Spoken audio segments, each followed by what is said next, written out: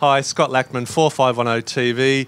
Today's episode, viewers, we want to capture a story of one of our locals, Romecca Soarers. Romecca, how you going? Good, thank you. Now, the reason I wanted to catch Romecca is I recently put out on our Facebook page the hashtag Your Story Matters, and I really want to discover this and explore this a bit further with some locals around town, because everyone has a story, and Rebecca's kind enough. She's going to share her story about surviving child abuse, and we're gonna go through the story. We're gonna get a bit deep on your journey, and then we're gonna then turn the story around of the next chapter of your story and how you're helping people, and how we can ask our community to also help. So, Romecca, for our viewers, thank you for your time, and thank you for wanting to share.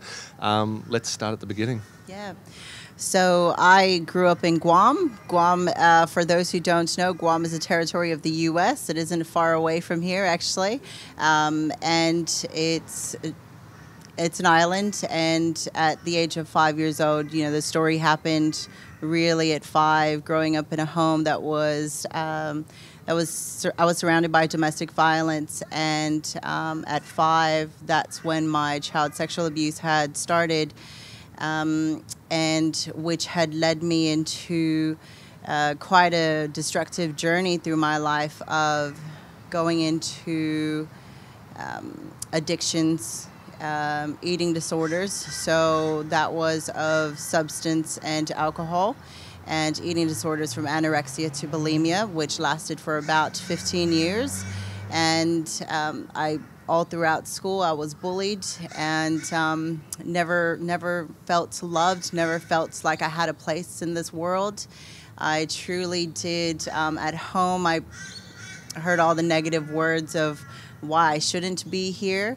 And growing up in that sort of environment, there was no nurturing, there was no encouragement, there was no love that I truly felt that helped me to want to wake up and explore what life was really about, and to dream. So it really was about how am I going to get through today? Do I want to get through today? And which then led me into even deeper, as I went from a child to my teenage years and being surrounded by the bullying, and just hearing it wherever I went. I just heard those negative words that just told me that I was just, I just didn't belong and wasn't loved. And so because of all that, I then became, I ran away, and into my early adult years, just drinking even further every day. I had really gotten into promiscuous behavior, and I became a prostitute, actually at 13 years old, not realizing that that's what it was that was happening. But unfortunately, it was that need to be loved and wanting to, just take control somehow. And in that, I then just became really destructive, self-harm, attempts of suicide. I never took on the label of depression. I didn't know what that was because I was quite isolated, didn't have any friends, and so I just knew that the only way for me to feel better was to find a way to feel numb.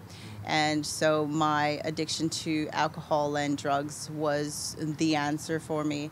I then just partied all the time, as you know. It didn't matter. It didn't matter what. Nothing else mattered. Nothing else mattered. How'd you come out? How'd you break away? How did you escape?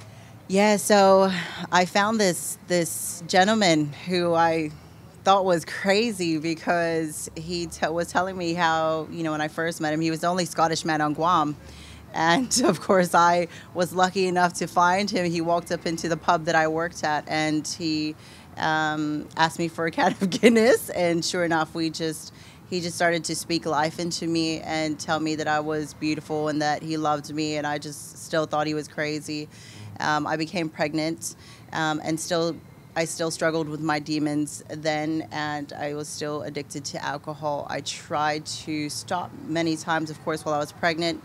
I was sober, and so that was a blessing. And but then we came here to Australia because I desperately pleaded and said, this was 12 years ago, just pleaded with him, please just take me away, and it will be different. And he said it won't be different. And I did realize that when I came to Australia in 2006 that I actually carried my baggage with me, that it was no matter how far I went, my baggage was going to come along with me. Until I unpacked that, that's when things started to change. So I knew that I had to make that choice. And after one drunken night down the Gold Coast, I realized, after seeing my children in the car and hearing a recording of myself, I realized that something had to change. I had to, if I wanted the life and not be a statistic, and not to die early, because deep down I really felt that I was meant for more. And so I guess I just kept nurturing that and fighting, just fighting. Romecca, you're a lady of faith now. Did that help the survival? Did it help the change in your life and pattern? Yeah, look, I've come back to my faith about 2 years ago. I really didn't want anything to do with anything spiritual. I kind of wanted to take life by my hands and be the one in control, because I lacked trust in anyone because from the abuse. But I learned to just let it go, and for me to be at peace, I had to forgive. I also just had to, just to be happy. I had to find that empathy to be able to forgive, and to see that to be able to do what I needed to do, I had to let go and to come from that place of peace and love for it. Yeah. You spoke about your kids. You know, you've got a loving partner now and 2 kids. Yes. How much did they know about your journey? Have you been open with them? Yes, absolutely. My daughter, I basically had to come out and be honest. One, with my eating disorders, in order for me to stop that, I knew that I had to expose it. I had to get that support and help, because I knew that I couldn't do it alone. So that's where my spiritual support came in, and my husband did come in. He's just been an absolute support, and I know that it is the biggest thing that a survivor needs, to go from victim to become empowered, and to be an absolute, to stand on that I guess I would say on that ground of being a survivor, is to be open to that help, to receive, to ask for help, and not feel that you have to do it alone, because you're never alone. You're just not alone. Once again, for our viewers, I appreciate your strength and your honesty to open up and share your story, because I hope that someone watches this and wants to make a change if they're in a situation. This is where your survivor turns into further strength. Yes. That you're about to launch in a couple of weeks' time. We have a U Butte original copy, Because I Was Abused, from victim to empowered woman. Your first book. Yes, it's and my first book. it hits the shelves in a couple of weeks' time. And for our viewers, we're going to add a link to our video when that does get published. So again, we'll talk about that shortly. Yeah. But tell us about the book. Well, the book has been a healing. It has been a way to be a voice for those who feel that they don't have a voice, who aren't in that place where they feel that they are strong enough yet.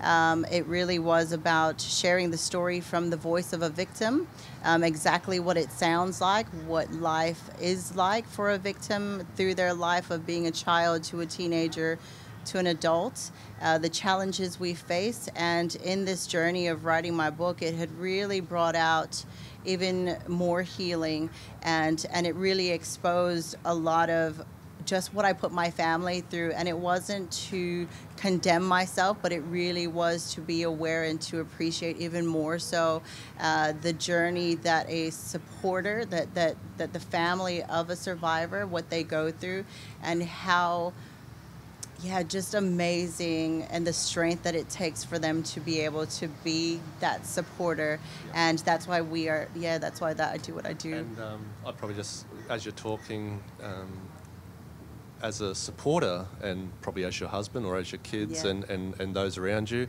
I'm trying to think of the words, but there's a strength in that as well to support someone with no judgment. Yeah.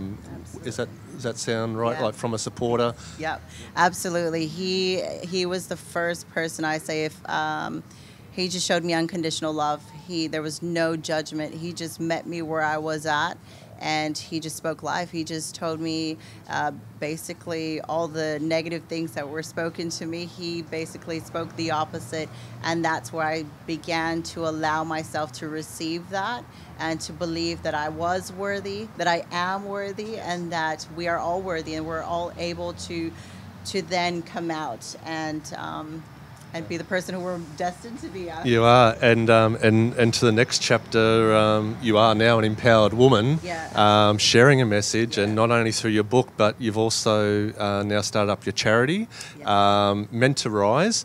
Again, for our viewers, we're going to have some extensive links after this video, so when you're on our website, watch the video, but then scroll down. We're going to have some links to Meant to Rise. Tell us about the charity.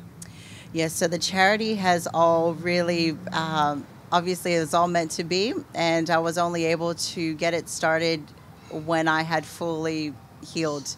And because I am now healed and empowered, I am now able to support those who are walking their journey. Yeah. So. Now you talk about with Meant to Rise, a not-for-profit organisation that you've set up, founder and president, support groups, drop-in support, programs, workshops, community education, counselling, and advocacy.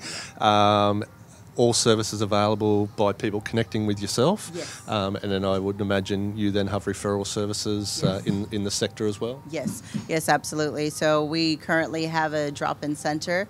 We've been fortunate enough, and Lives Lived Well, based here in Caboolture, have given us an office space that we can work out of until we are able to raise enough funds to get a home for Meant to Rise, where we can have our survivors come in and into the drop-in center and just receive the love and support that we know that we can provide for them. So currently we have support groups for women. We are coming up with men's support groups, which is fantastic, and it really is about just letting them know that there is no shame, no guilt. Just come out and receive that support. We're ready to walk with you on that journey, wherever it is they're at in their journey, we're there to walk with them. It really is about them and not what I think is best for them, because it's their time, their journey.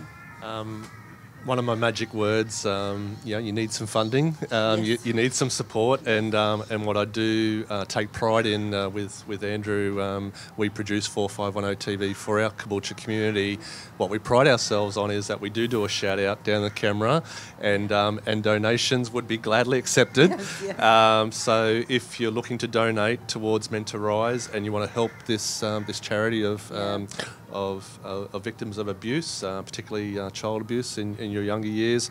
Again, we'll put some details in our links, because there's many services available. I know there's in the government sectors and various organisations, but we all need funding. You've got the dream, you've got the vision, you've got the framework, you've got the experience, Yes. you've walked the path. Yeah. We just need that little bit of funding to kickstart the next chapter. So for our community, if you are out there, once again, we'll have some links there that you can donate to Meant to Rise. Romecca, once again, we appreciate your time. Thank you. Sharing your story. Check out this cover if you see that around. Once again, we'll have some links. Author, I'm just reading the back. Because I Was Abused, a book entailing the life and mindset of a child sexually abused from the age of 5. Available in a couple of weeks' time. Yeah. We wish you all the very best for your book launch. Thank you. And maybe let's revisit in 6 months' time and see where Meant to Rise is how's it going? Yeah, excited. I'm very excited for what's to come for Meant to Rise, and I know it's truly meant to be.